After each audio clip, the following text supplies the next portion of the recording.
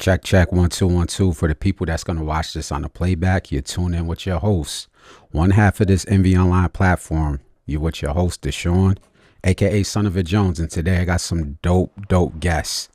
Knowitall from NYC and the producer Bop. Before I get started, how are you guys doing today? I'm doing great. Thank you for having me on the show. I'm doing good. I'm doing really good, yeah. Also, thank you for inviting us on to talk about a record. Before I get into my questions, as far as music, because I do my best to curate music, you guys New York Knicks fans? I am, yes. Okay. What about you, Bop? You into basketball or no? No, I don't really follow basketball, to be honest Okay. with you. I'm not, I'm from the UK, so I'm Okay. not too up on the I talked to basketball leagues. somebody from the UK on this platform. CK Dyer, dope artist out there. Oh yeah, that's the homie. Yeah, he did a few of my albums. Ah, see, Craig Dyer spinning the block. Big salute to the UK, man. He's For trying. sure. He's putting me up on the information. But back to your New York Knicks. How you feeling, man? Honestly, man, that first game, it was a great game from what I seen. I caught like the last minute of the fourth going into overtime. Big shout out to Halliburton. He showed up. But honestly, I think the Knicks look better. I think the Knicks gonna win the series. Honestly, That's what's up, man. Although I'm not a Knicks fan, I'm not a hater. So salute to New York. You guys are doing a great thing, man. Like I said, great for the it hurts me because I'm not a Knicks fan, but I'm also not a hater. So salute to all the Knicks fans out there. So, jumping right into this, on this platform, I like to curate what's going on in the underground. And from my vantage point, from me on the media side, I love what I'm seeing in the underground. Production wise, art wise, MC wise. It just feels like the underground has the advantage right now from what I'm seeing. What are your guys' views on underground hip hop right now? I'll start with you, Know It All, and then I'll pass it to Bob. okay. I've said this before. Underground hip hop is extremely beautiful. Um, I'm I'm honored to be a part of like everything that's going on right now, but I also feel like there's a lot of stagnation. Mm, I feel like we've been for like the last 10, 15 years, we still waiting on the same five people to drop albums up at the top. And salute to all the people at the top, but it's like where like everybody from that was here 10 years ago that we got introduced is still in the same position that they was in when we got introduced to them. It hasn't been much growth or change from what I can see. Of course, you got your anomalies here and there, but overall, the underground scene still is ran by the same faces that it was 15 years ago. mm. That's an interesting take. I'm gonna get back to you, Bob. How you feel? I mean, I certainly agree with what Noel just said, but I also think it's pretty healthy at the moment. There's um, there's a lot of exciting new music, a lot of exciting new artists. There's also a pretty broad like range of styles, right? Underground hip hop incorporates a lot these days. You have the harder stuff that's become popular in like the last 10 years, but you also have the sort of like introverted, like cerebral stuff, and a lot of the times the production is the same. It's Mm. the same type of beats that those kind of different styles might be on. So I think it's pretty healthy. Yes, there's room for improvement. I think the rate at which the music was like evolving has slowed down a bit, and I think that's what Noah was talking about. But compared to like sort of this underground sound almost went away from where I was like watching completely. It got to a point where there was just like really a few artists that you could rely on, and Mhm. that's changed a lot. There's so many now, so I think it's healthy. That's fair. One of the components that I talked about from many artists that I like on the media side was the emergence or the reemergence of physical sales, the Yeah, vinyls, the artwork, the tapes, the CDs. I was telling Craig and many artists that I interviewed, I said about a year ago, I fell down a rabbit hole when I started seeing a lot of these new platforms pop up selling tapes with your artists. So I wanted to get your guys' take because the labels told us for the last 15 years streaming, streaming, streaming. And I understand the DSPs. I understand you have to get your music out there. But from a producer and an artist, what vantage point does that give you when now you're able to go direct to consumer with coming up with a vinyl, a tape, or a CD? I guess I'll answer first. I think that it changes the game as far as like if you just dependent on streaming, like realistically, you're not gonna really realistically see a dime that you could really do anything with. But like, let's say you could get 5 to 10 to 15, 20,000 streams on an album, it'd be a success. But you made like $100. Mm. Whereas the same album, you get 50 CDs, you sell 20 or 30 of them for $10. You made more than that just off 20, 30 CDs. So yeah, I think the physical thing is like the lifeblood of actually of the underground. And I'm really happy people are into it. And it's to a point where people don't even necessarily buy it to listen to it. They more so are buying it as a collector's item and to support the artist. Man, I hear you, but I got my tape. I got my headphones in my book bag, man. I tell people you could buy $20 from Amazon. You're right. You're right. But yeah, I'm saying like majority of the Yeah. stuff that I sell, they not playing it. But I'm happy either way. But I'm saying though, like yeah, it's just a more difficult way to listen to music. But I'm just happy people are willing to support and actually spend money on like little known artists such as myself and Bop. Yeah.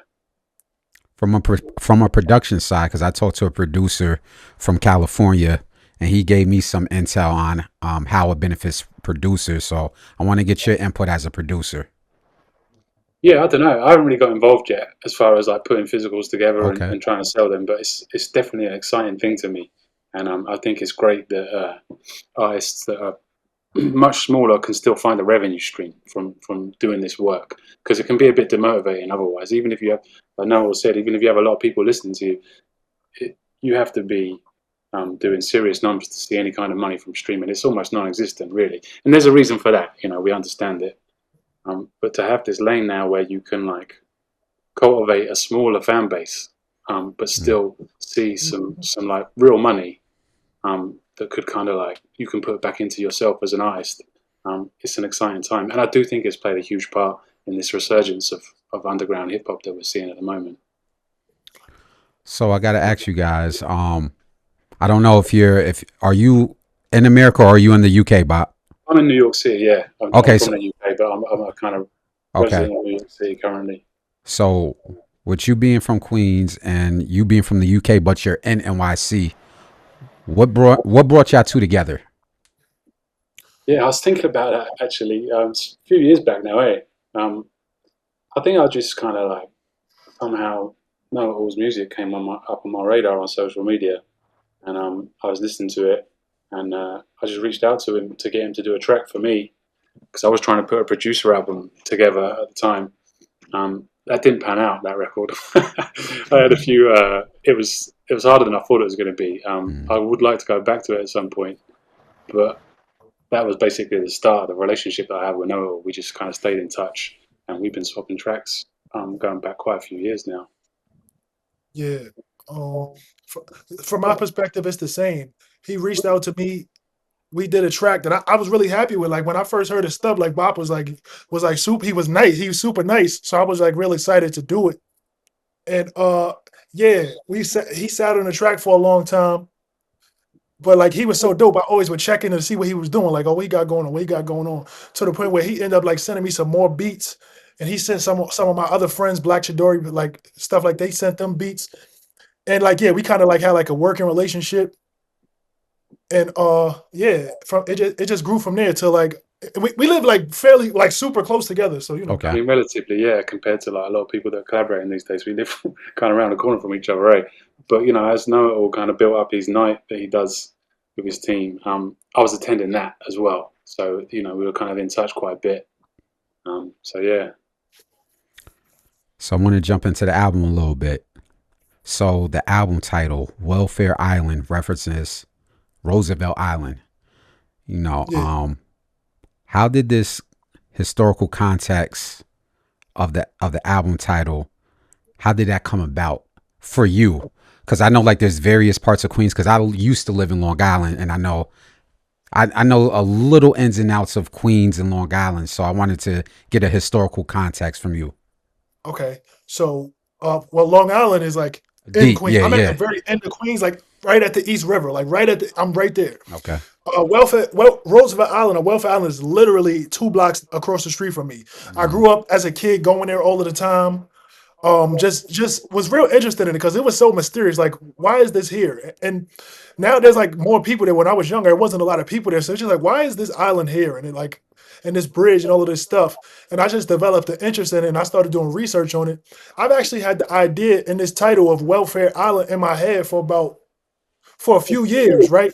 But it was like waiting for like the perfect producer, the perfect open-minded producer that was good enough to really bring my idea to life. And Bob just so happened to be that guy.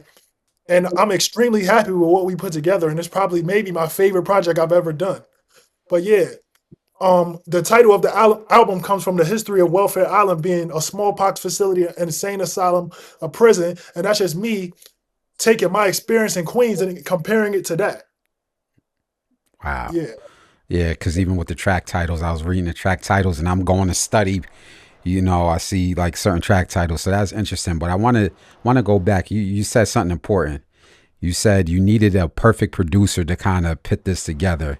So Yeah. crediting your producer, what stuck out to you from his production to say, yo, this is the guy that I want to curate this album with his sound? Because we live in an era today where certain artists like just, hey, producer ABC, y'all just email me. So Right. what stuck out from Bob to make you say, yo, he needs to curate this album? Man, he's first of all, I want to say that Bop is like extremely underrated. Like he's one of the best producers that I've met. Um, Thank you, man. that's one. Two, his shit don't really like he's within the pocket of the underground, but he got his own sound. It's And it's it's it's, it's that's hard, always the type yeah, of producer I love to because I'm work trying with to because get I it. feel like yeah, because It I don't feel like sound I'm like in the nobody. underground pocket, but I Hmm. got my own sound. So yeah, just he got that air, and he's also extremely open minded, and he got a lot of good ideas himself. So you feel me? So it was just a perfect blend of both of us being open minded, both of us having the talent, me coming with my idea, him being open to it and adding to it, and it became my favorite project that I've ever done so far. Hey, Bob, can I get some input from you? Because for Yeah, me, yeah, of I course. when I got into media with one of my producer friends, um, named Rod Raspy from the Bronx. Guy been producing since the Dipset days. So I always gave credit to the producer because sometimes they get overshadowed and overlooked. Yeah. The rapper gets the credit, at least today, not in the 80s, but at least today. It seems like the producer gets overlooked. So from you, what did you want to add or contribute to this project from your side? Yeah. Well, yeah, I mean, Noel peaked me to the concept. Kind of, we had about 3 or 4 tracks done, and then he kind of said, "This is where I want to take it." And he kind of told me about the history of the island. And he actually, what was really big was he shared a few pictures he'd found online. One of them ended up being the cover, which really kind of like helped me get a grasp of what he was trying to do. And I just got into it, man. I'm kind of into history as well, of certain things and looking up different like histories of the city and that. So it's something I could definitely get on board with early. Um, and then at first I was sending him like bigger like packs of beats, like maybe like 10. Hmm. And once we got to a point where he'd picked a few out, I kind of also could tell a bit of a sound he was going for. And that's when I was like really making stuff for this project, which Yep. was really what I wanted to do more than anything, is like get in a mindset, start making stuff. And like I'm in that mindset of Welfare Island. So like half of the album is that, like, it was made literally for this album, for Knowitall, and you can hear it, I think. Um, so that Yeah. was Can, like can I can I something I'd interject real always wanted quick? to do. Can I Pardon? interject real quick?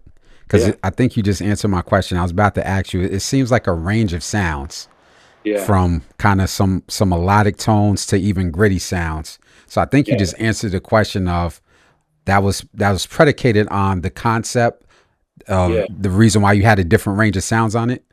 About half of it was in the end, yeah, because we just like were doing tracks, and I just was sending him whatever I had made that recently or whatever I thought was good, and what he was selecting out of the larger batches kind of gave me a bit of a better idea of what I could kind of contribute to the album.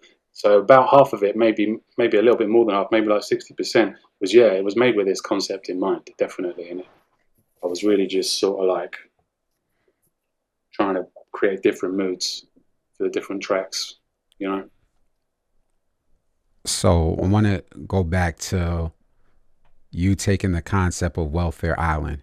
Growing up in New York City or any inner city across America, we go through different things coming up in our neighborhood, and you said you try to compare it to your lifestyle. Was there anything that you researched from Welfare Island that you can draw parallels to your growing up experience in Queens? Well, there's a lot of different things. Well, my overall family history, which is, my great grandmother was born on an Indian reservation in Long Island. Shinnecock Uh, tribe. how you know that? I used to live in Long Island. I know about the Shinnecock tribe all the way out there. Yeah. And where I live, Long Island City, this is the actual very end of Long Island. Yep. So, Riverhead out there. and Roosevelt Island was a place was part of a tribe called the Lenape. Lenapes are also Algonquin. Algonquin is a bigger nation. It's the language that my tribe spoke. Algonquin covers like Connecticut, New York. It's like a big ass tribe. And so yeah, so I was always interested in that, like how I always thought like, yo, my family at some point may have even been over here or something like that. So I could go at it from that angle, right? Or also I could go at it from the angle of like being in special education as a young child. I seen people that was in like mental asylums. I seen that. Like I maybe even have been on the verge of experiencing that, right? And obviously it was a prison. So I got an uncle that was just released from 35 years. I got several family members that was in prison. Mhm. I have been incarcerated for like short periods of time, nothing serious. So just my entire friend group, the people I grew up around, is this has been our experience. Mental health sickness, incarceration, and health issues, which is the three things that was on the island. You got your smallpox facility, you got prison, and you got the mental asylum. That's mental health issues, that's incarceration issues, and that's health issues. So anybody from an inner city, from poor neighborhood, could tell you about those three things. You feel me? Definitely. I'm glad you're open to speak about that because I For believe sure. I believe those experiences are unique to artists, especially when you're being vulnerable on tracks. And I'm gonna get into some of the lyrics, but being that you just gave kind of your upbringing and things that you went through, how did that shape how did that shape your ability to as an artist per se? Because sometimes rap artists say, I just need to talk about X, Y, and Z as a subject. I need to talk about the bling bling or trying to be hard or do you take certain approaches from what you just said to pit into your artistry? Okay. Well, I want to tell you something about myself that you may not know. I feel like I say it a lot in my music, but a lot of people don't catch it. Like I'm 32. I've had two kidney transplants. I have multiple projects about it and all type of things. So yeah. When was having my second kidney transplant was when I really got into music. Was around the time I was 24, and it was basically my therapy, and it's why if I didn't get sick, I wouldn't be rapping today. Like if I didn't experience that, I Wow. would be doing something else. So yeah, like my entire inspiration for making music was to like get my voice heard because I felt like maybe I wouldn't be here for Mm. a certain period of time or something like that. Luckily, it didn't end that way. But yeah, just my overall health issues is where a lot of the passion and the darkness in my music comes from. With for me to even be able to make something like Welfare Island, a lot of that darkness comes from my experience at a young age. Um, yeah, I'm losing my track of thought, but yeah. No, that's real that you put that out there. So I wanted you talked about the kind of the upbringing and stuff, but I want to talk about something that we will all know if you ran around Queens at a certain time. So I'm from a different part of New York, but I used to come down to in the summertime. I'm from upstate, but I used to travel down on a bus. Any tourist knows Jamaica Avenue. Yes. Now, you talked about gentrification on the album and stuff like that. Yeah, So yeah. first and foremost, what's your most positive memory of Jamaica Avenue? And then I'll get into the follow up. There's a reason why I'm asking that. Oh, that's easy. Like being like as a kid, being there with my mother or my father, like shopping and shit. Like yeah, like that was back in the day, like growing up in the 90s and 2000s, probably back in the 80s, that was like the black shopping center. Like that's where like black people in Queens, maybe Brooklyn, like that was like the place we went to shop. And it's Man, not, it's still kind of like that, but it's not as much as it was. Like you usually you wouldn't even really see other races on Jamaica Ave in the 90s, early 2000s. It was a black area. So yeah, my experience is being with my family, like my mother, because that's where my mother's from. My mother's from 40 projects and shit like that. So yeah, my experience is yeah, like being with my family at a young age. now you talked about there's a certain lyric in there where you said about gentrification. So I, same thing with Brooklyn. Um, Yeah. when you go down certain parts of Jamaica Ave, the stores is boarded up, is somewhat inexistent. How, from you being a Queens native, how does that unfortunately feel seeing certain parts of the culture taken out of Queens? I think it's just a reoccurring thing through history where things change. Um, I'm very nostalgic. So to say that I'm sad about it at this very moment, I'm not sad about it. But yeah, I got a lot of fond memories of that entire area of Jamaica. But like it won't be what it was when I was a child. And Hmm. it's just something that I've accepted is that the world has changed. Because I'm extremely nostalgic. And so like change is just something that I have to come to accept. Definitely. I want to get some input from Bop. So, Bop, I had a chance to talk to Craig Dyer, as I said, and he was schooling me on UK influences within hip hop. So Right. I have to ask you because I don't know your timeline of how long you stayed in the UK versus how long you've been out here. Yeah. But what were your influences into the music that you brought from UK over here? If you can fill Yeah. me in on the timeline. Well, I've been in this country for a little over 10 years. Okay. Um, but as far as like getting into hip hop while I was in the UK, hip hop and rap music, I mean, it was very different when I was first like getting interested in rap music because it wasn't everywhere. You had to like really seek it out. It's like it's growing up and like having to look for it if you wanted to be into it was something that I experienced. Finding magazines, finding radio stations, seeing little bits on TV, whatever it was. Um, so very different, I think, to even someone my age or young or older, possibly growing up here and just having it in front of them like all the time. Um, but yeah, um, did you mean like also what was like hip hop in the UK like? Well, no. You answered it. Like my recollection of UK hip hop is SAS Streets All Salute. They came over Yeah, yeah, here early 2000s. yeah. So I'll ask you the same question I asked Craig Dyer, and then I got some follow up questions for Knowitall. So I know Streets All Salute, not know them, but know their music. That's how Yeah, I was yeah. a fan. If you can put me on right now to UK hip hop, what would you direct me to? But there was, I feel like when I was young, getting into even like US rap, there was a little bit of a golden era for UK sounds, and I think that sound is still around today. I haven't been in the UK for a long time, so I don't know what's going on right now.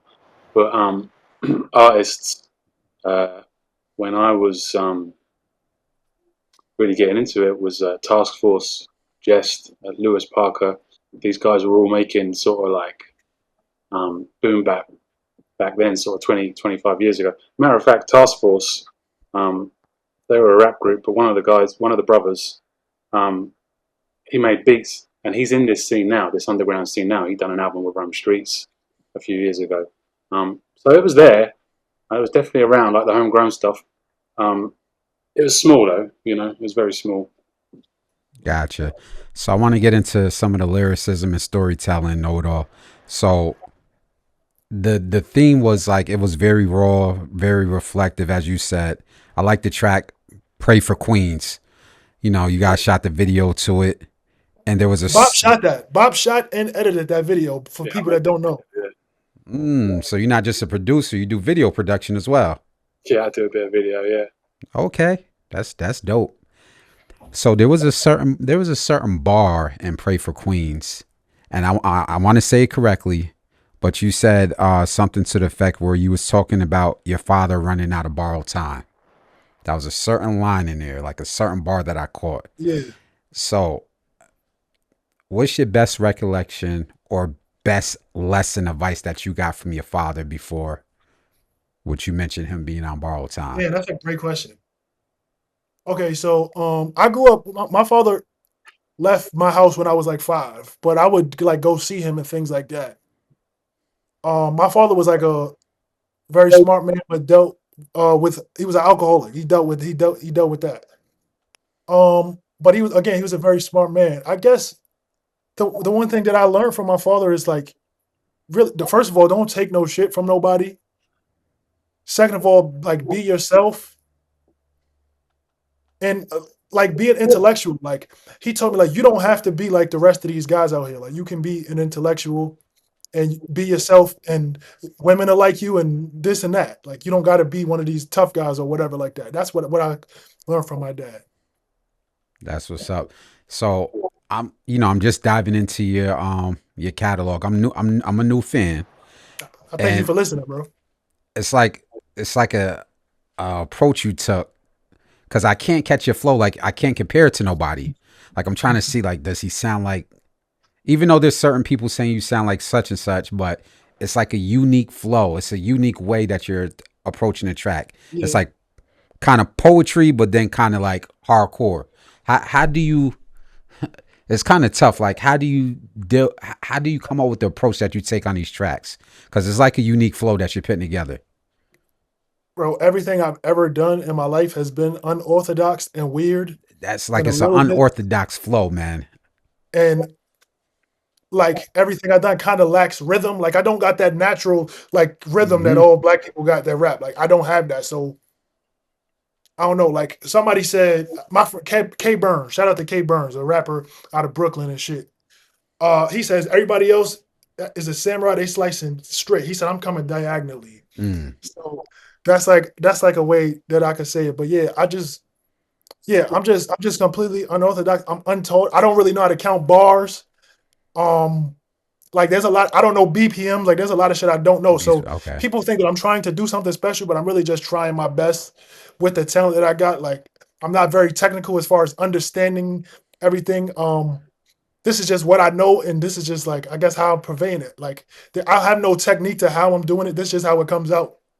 You feel I, me? I really think as a listener, just from me, I think that's your strength, man. Because Thank you. because I don't hear that type of flow anywhere else. Um, from the album, like you talked about a lot of different subject matters, but I like to ask artists this all the time. What was the song or the bar that really impacted your life that you wrote on this? Damn, bro. I love these questions. Man, I really like all these fucking songs, bro. Like okay, but originally my favorite song was the opening track. Uh, but like we made Alms House on Minnehanek. We made that like after the fact. He's like, yo, let's add like another song. Yeah. That's Mhm. probably like my second favorite song. It's because like I was happy that we really took the time to do real research and find out the name, like we know the name of the island before like it was colonized. Like yeah, that's like one of the things I'm most happy about this album is I really sat down and did the knowledge and learned all of this stuff. And it came together so beautifully. Like I couldn't be more happy with how this album came out. And we got a little deluxe on the way. We got something special with it on the way as well. Yeah, I saw. Not to cut you off. I think I was reading your IG. You said you're gonna put out physical copies, Yeah, or like I was reading. yeah. Okay. Um, yeah, like I really couldn't pick one song, but I picked those two. But I really just love the whole album. Like, and somehow I realized like this type of album isn't for every hip hop fan, but it's like it's the type of shit that I want to hear. And the guys like yourself that hear shit and want to go research it, that's the people it's for. That's who it's really for. That's dope. From a production standpoint, I want to get your viewpoint, Bob. Um, was there a specific song that when he sent it back to you, you was like, yo, he really danced on the beat that I gave him. He really took the canvas and painted over it very well. There was absolutely, I had that moment that you're describing. I do want to say, first of all, that I love every track too, and I love how the album came out. Um, but when he first sent me back like the first sort of demo of Pray for Queens, um, that was when I was like, okay, we've got something here. Like this is going to be, and that's when I was just like, right, I'm just going to throw like the craziest shit I can come up with at him now, because I know he can like handle it and turn it into a song, and that's where we're going with this. So Pray for Queens.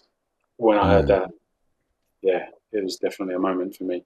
But yeah, I actually just want to go back to what you two were talking about a second ago, was like speaking to Knowitall's style and that. I tapped into that as well, knowing that he was kind of like unorthodox was a great word you guys called it, coming from different angles.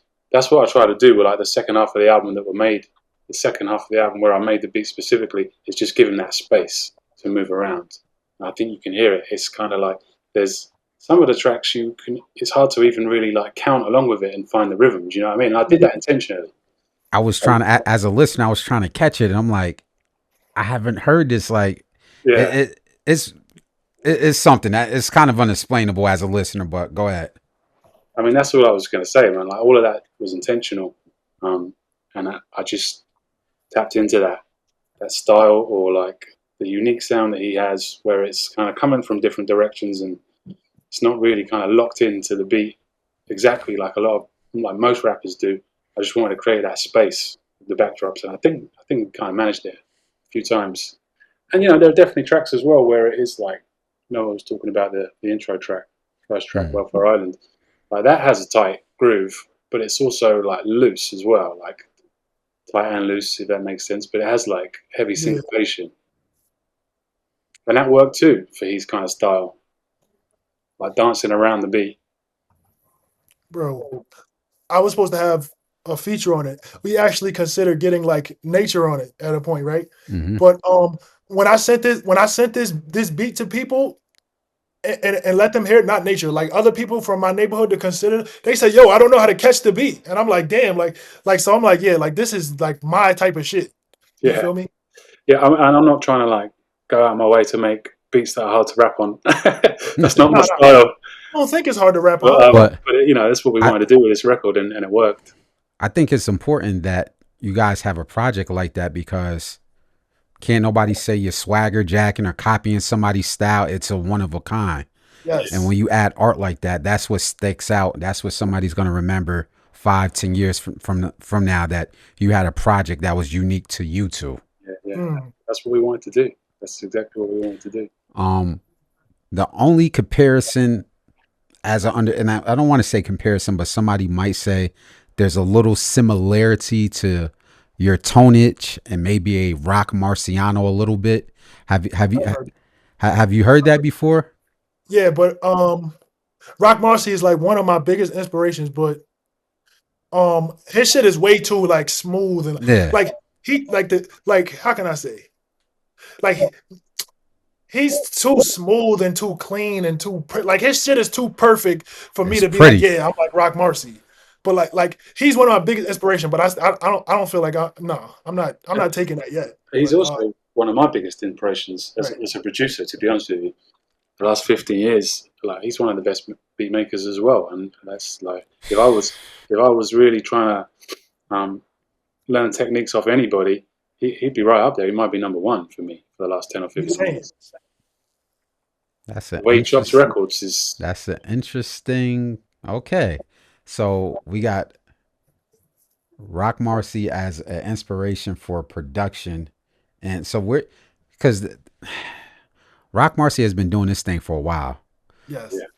And especially from the underground standpoint, where do you guys rank him far as, I don't want to put him in a box to say underground hip hop because he produces, he's collaborating. Where do you guys put him in hip hop culture as far as a rank, if you will rank him? I'm gonna be honest with you, like as far as rapping lyrically, I got him top 5 all time. As far as for personally, like I'm sorry, like that's me, like as far as rapping, my biggest inspiration for rapping at first was Big Pun. Then it moved to like MF Doom. I was in love trying to get that type of style. Then it moved on to Rock Marcy. Like and I've been like, this is what I do with rappers. Like I listen to them, and after I listen to them for a while, I'm like, oh, I see all your tricks. I see what you're doing. I can do this with like a lot of rappers. Rock Marcy, I still have not figured them out. Kai, still haven't figured them out. Mark Hami, still haven't figured them out. Yeah, I mean, just to answer your question, like I would rate Rock Marcy very high. You know, he's going to be in my top five any day of the week, as a rapper and as a producer. You know, like I don't think people really like Noel just said he can't figure him out as a rapper. I don't think many people at all have figured out what he does as a producer. He made like years and years ago with this drumless stuff. He was his beats like you'd hear it and you think he'd looped a big chunk of a record, and then if you ever found the record that he'd sampled, he'd taken tiny little bits from all over the place. People still haven't caught up to that now. Man, bro. Salute to Rock. Yeah, Definitely, man.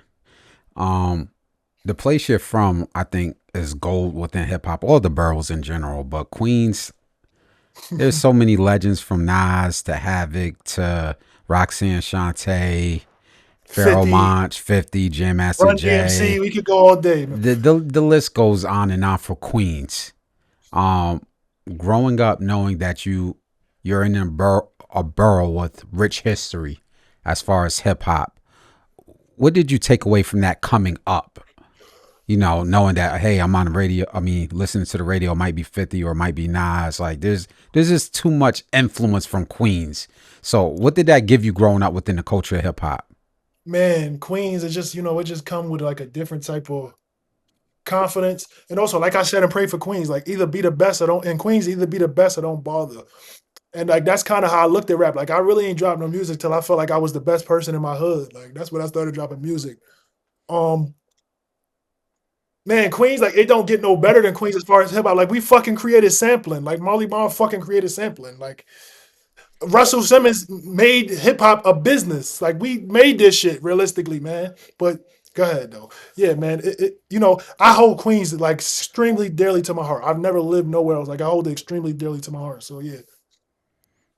If It means if you had an artist from Queens that you would specifically say you not took from, but impacted you the most, what would it be? I mean, obviously it's gonna be Nas. But that's not it. Nas, I'm gonna say Prodigy, I'm gonna say Tragedy, Gaddafi, because I live in Ravenswood. So mind you, I grew up 2 blocks from Queensbridge. Like hang out in Queensbridge, got many friends in Queensbridge, all type of shit. No, all type of shit. Literally 2 blocks from Queensbridge, not even a mile. So yeah, my biggest inspiration was literally down the block. Nas, I done seen these people in real life. Nas, Prodigy. Yeah, so the whole Queensbridge 80s, 90s movement, the Juice Crew, Marley Marl, yeah, that's like the biggest inspiration, Can I ask you, Bob? I know you said you've been here for 10 years. Yeah. And you don't have to stick to Queens. You can jump from borough to borough. But New York City in general, do you have any of the predecessors that you hold up in high regards that you maybe molded your sound or took influence from? Yeah. Oh, yeah. I mean, I could sit here for hours and list off names of people from New York City that had an influence on me. I mean, all those people, no one was said, of course, but like from a production aspect, I mean, as a teenager and in my early 20s, DJ Premier was everything to me. He still is. Just like I spent years and years and years and years and years just trying to sound like Premier and to learn my craft. And I wasn't a natural, so it did take a long time. But that was what I was aiming for like the longest time. It's just to kind of, and it's a simple style, It's like he makes simple music, but he's just so good at it that you can't really just do it. You can't just copy it straight up. So yeah, definitely Premier, but also Pete Rock. He's from Mount Vernon, but still the great New York area. Large Professor. I mean, those guys are like Queens. Yeah, Queens. You had to throw that in there. RZA. Just all of that classic Golden Era stuff, man. That's my bread and butter. That's what I grew up on. Sure. So you said you started rapping after your health incidents. What is some of the growth that you've been through personally as an artist that you've seen yourself go through? Okay. Well, let me clarify. I started rapping when I was 19. I started taking it serious when I got sick again around 24. But could you ask your question again? I'm sorry, bro. Oh, pretty much the growth that you experienced as an artist from when you started taking it serious to now. Okay. Well, I feel like when you first come in the door as an artist and you feel like you're really good, like you feel like I'm nice, like I'm nice, like they once the people hear me, like I'm out of here. Like that's how you feel when you first come into the game.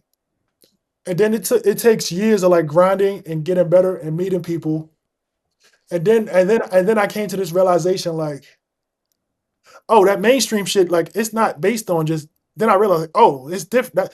Like that's what I came to through trial and error. Like, oh, like it's not about being good. That's about a And then you start, popularity contest, like, unfortunately. and Yeah. then you start understanding like how the music industry works. Hmm. And I feel like every great artist comes to a point where it's depressing how this shit actually works. Like you get to you come to to that reality check where you realize like, oh, like it's not what I think it is. And like me being this good is only half the battle, even less than that. It's actually a very small part of the battle, you actually being good. And I feel like you come to that conclusion and it's very depressing. And if you really want it bad enough, like you'll make do and you'll continue to go. But from where I am now, from where I started at, I kind of have to keep the business and when I make art separately. And what I mean is when I'm creating like Welfare Island, this isn't like a project that's like everybody's gonna want to hear because it's like some historic shit. So, but still, it's like our ideas together. This is the art. This is what it's about, making beautiful art. It's not Hmm. about what the mainstream is thinking about. But then you keep the project over here, but then you got the business over here. When we got to treat it like it's that big, huge album. So I try to keep it. I try to keep it from two different mind states. That's how I like keep away from getting sad about how things work. Where I could be as pure as I want in my artistry form, but then also I could be as corporate as I want when I'm trying to, so I've just learned that it's two separate things between your art. You got to keep your art and your actual business separate. And that's how I keep it going. I keep it going. That's the same thing like the media, and I'm pretty sure you probably peep. Anybody can peep. The people that go viral, it seems to be like a lack of what should be in media. Hey, I Right, could talk about, oh, who punched two in the face, and that's gonna get 1 million views. But Yeah. when I'm sitting here talking about hip hop and actually curating music, right, I gotta beg hip hop people to listen about music curation. Yeah. right. It doesn't make any sense, but I feel you on that, man. I definitely feel you on that. Um, you said this album was for the listeners who really want to think, when we were talking earlier, and this Mm. came from a historic standpoint. Is there Yeah. is there anything else that you want the listeners to grab from this project? Okay. Okay. First of all, I want to say that like for the people that will love the album, it's gonna be like history people. But if you're a fan of dope beats and dope rhymes, you're gonna like the shit too. Hmm. You feel me? But what I want them to get from this album, that's a good question. Just like the time that we took to put this to lay this shit and how everything is perfect, every subject matter, the snippets, the sound bites that he used. Just I feel like you can hear what we put into it. I feel like you can hear that we put a lot into it. I want you to hear that like the work that was put into this album. Hey, Yeah. Bob, you want to add on to that? I just would have to agree with what he said. Yeah. I think obviously not really having like my thoughts on there in the same way that Knowitall does. I didn't really kind of have that like input of where people were going to take away my feelings from it. But I tried to put emotion into the beats that I was providing, especially when got to that point that I was talking about earlier, where like I felt like I knew where this was going, and I was kind of like trying to either shadow that kind of path or contribute to it also. Um, but yeah, I hope people listen to it and hear that we put a lot of effort and thought into it, and it was very collaborative as well. There was a lot of talking, like what we were going to do with this sound, like what mood you were trying to hit with this track, and what else we needed to like cover. It was a lot of that. So we're both on that record. Hmm. You should be able to hear that, hopefully. For sure. Now, moving forward. Now we talked about the album. Is there more collaborations that we can expect from both of you as far as whether it's singles or whether it's another project? What's coming next from both of you? Oh, together? Oh yeah, for sure. Like yeah, we definitely gonna have to. We have to now. We have to do something else after this for sure. In my eyes. I mean, we got a little bit of music in the works right now that you'll probably hear this year. Yeah. After that, I expect we'll get back to something Yeah. at some point or another. Yeah, for sure. So Now you got me thinking, what we gonna do next? Yeah. no, when you got a great piece of art, it's always about what's the follow up, man. Yeah. Oh yeah, Especially from the listener. Like when you hear something you want to hear, it's like, all right, them two got to collab again. So it'd definitely be interesting to see what you guys do in the near future. So I got a couple quick hit questions that I'm gonna ask you guys individually. So I'm gonna start with the producer Bop first. So it's kind of a lightning round, little short questions. Yeah. When you produce MPC, SP1200, or machine? Yeah, I don't use any of those. I have an SP404, which is kind of like a popular little drum machine these days. I have a very simple like method, you know. I just have some records and my little drum machine, and that's how I do it.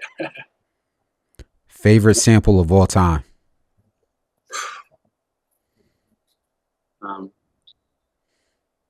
I'm gonna say the Who Shot You?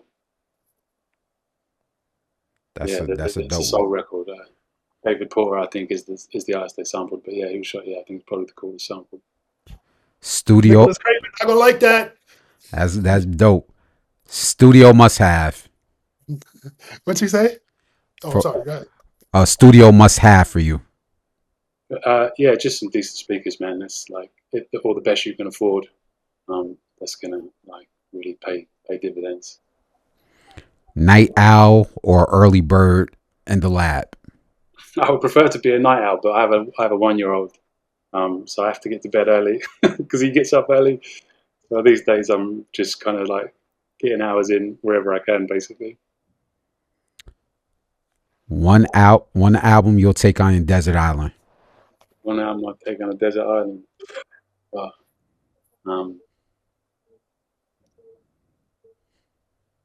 phew, I can't deal with questions like this, man. It fries my brain. I'll probably say Infamous, Mobb Deep, Infamous.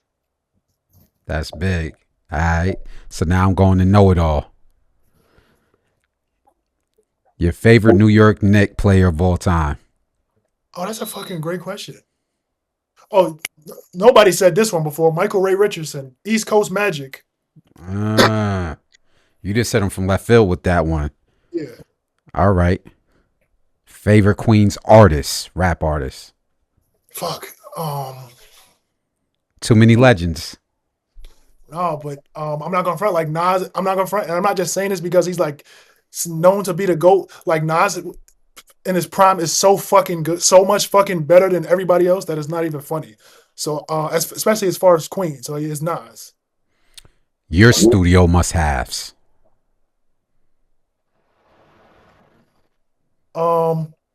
Water, like actually like very easy to deal with in the studio. I don't ask for anything. You just water is fine.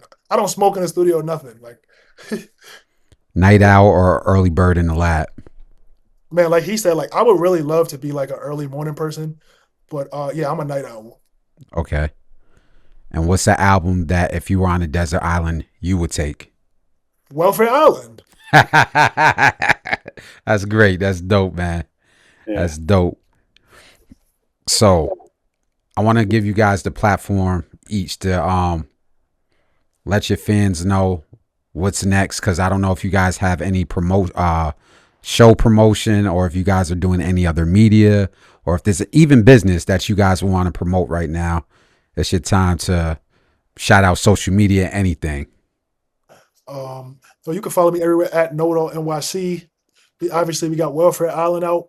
I have a shitload of stuff in the works, including a special edition of Welfare Island. I should be, after that, my next drop will most likely be like with my man Happy Art on the production. We got an album. I got some stuff in the works with my man Ernie Mac, who's also another member of the Pentagon. We got Airbnb 2 in the works. Airbnb 1 just dropped early this year. That Craig Dyer did that artwork and all that. We got Airbnb 2 in the works. Yeah, I got a shitload of stuff in the works, like possibly some shows in the city coming up and some shows outside the city. Yeah, I'm always got a bunch of shit going on. But yeah, Welfare Island Deluxe, Me and Happy album. Yeah. Yeah, whenever you have them shows, send me a little DM, because I just started getting back out to doing attending shows, man. Oh shit. So if you ever got some shows, just hit me up. I definitely want to attend. For sure. I appreciate you. Hey, Bob, you have anything coming up on your end? No, I'm not really working on too much right now. I've got a few tracks going back and forth with some artists, but nothing that's like taking form as a project just yet. But you know, I'm here making beats. You can find me at bop.phrases. Definitely looking to collab with rappers. If anybody out there listen to Welfare Island and they like to hit me up, man, I've got plenty of beats. From a consumer of hip hop, man, I just want to salute both you guys. You guys put a great piece of artwork into the universe, contributed very well to this culture of hip hop. So I definitely want to salute you guys on what you did to Welfare Island. As media, I'm not just saying this because you gave me the opportunity to interview you. I thoroughly enjoyed it because it's a one-on-one. It doesn't sound like no other project, production wise and rap wise. So I definitely want to salute both of you guys. Thoroughly enjoyed the album, man. And once again, I appreciate both of you taking time out to interview a little old me, my little old platform, man. I appreciate what you guys are doing. So major salute. Thank you for having us, bro. Thank you, man. Thank you for No inviting us doubt. on. I appreciate it. And honestly, you saying it's a one of one and it doesn't sound like anything else, that's the best compliment I could Yes, get, man. to be honest with you. I think that's what we're going for. Nah, definitely. Like I said, I was trying to catch certain things and I'm like, this don't sound like nobody else. And that's what I like to hear as somebody into underground hip hop. So keep bringing it, man. Keep contributing to the culture. I appreciate it. Thank you, bro. Thank you. Thank you. And good luck to your Knicks, man. Good luck to your Knicks. Thank you, bro. For sure. Yo, man. Yo, we were supposed to go out there and fucking. I didn't realize that game one was in Madison Square Garden. I could have swore it was going to be in Indiana. We were supposed to go out there, man, and get some footage and shit out there, man. But we going to be out there, though. Yeah, May God be with New York City if they win, because the city is going to shut down. It's going to be fucking insane if they win. Yeah. So for people watching this on the playback, you tune in with your host, Deshaun, aka Son of the Jones. Whether it's one person or whether it's 1,000 people, I appreciate any supporters, man. Until next time, stay blessed. Salute.